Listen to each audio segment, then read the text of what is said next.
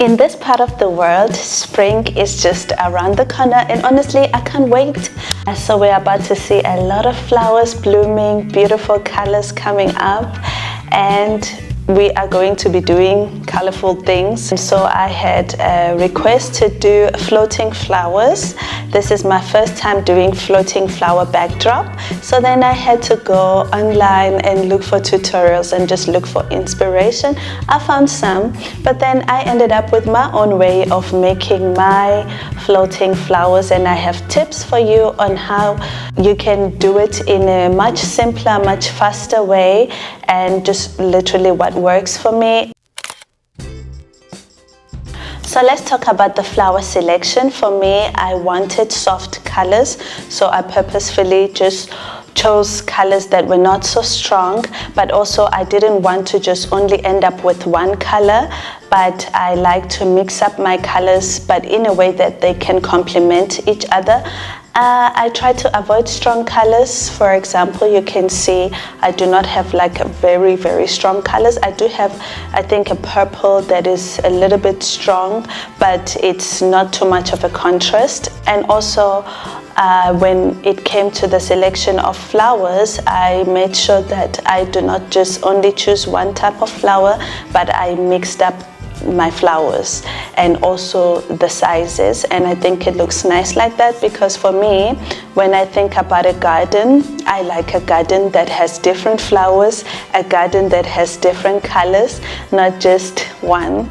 And also some people, when they make their own floating flowers, I realize that they only use the flower part, but they don't use the stem or the leaves. But I like to leave that, because I just feel like green leaves and stems, that's what makes the flower pop.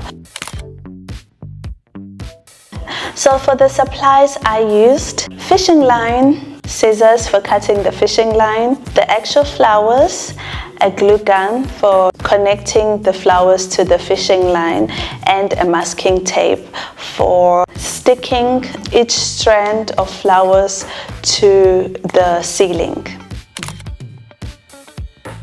So when it comes to connecting each flower to the next flower, I used the fishing line, right? But I used a glue gun. I've seen options where people use like a needle to thread it through.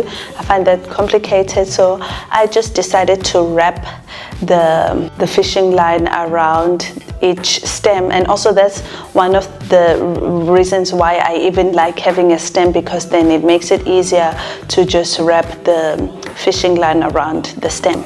And I just put a little bit of glue there to make it stick, basically, as you can see on the screen. So what I found to be easier is I actually start by taping my fishing line on the ceiling, and then I run it down. That way I don't have to worry about, oh, how long should it be and where exactly do I need to put the flower, but I can actually see how low or how high I need to put each flower, as well as I can see the distance that I want to make between each flower. So I just do the wrapping and the gluing of the flower right on the string when it's already hanging on the ceiling. So for me that was just so much easier, because then it means I do not have to measure anything. I just do it, and at the end I just cut once I'm done.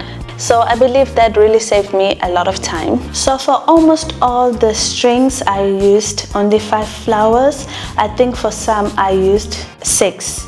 Yes, and I have quite high ceilings. Well, I hope this tutorial was helpful. Please do share with me if you tried out, and also what your results look like. Thank you for watching. Please do consider subscribing, liking, and sharing this video. I'll see you in my next video with more home business and creative content like this. Stay blessed and stay creative. Goodbye.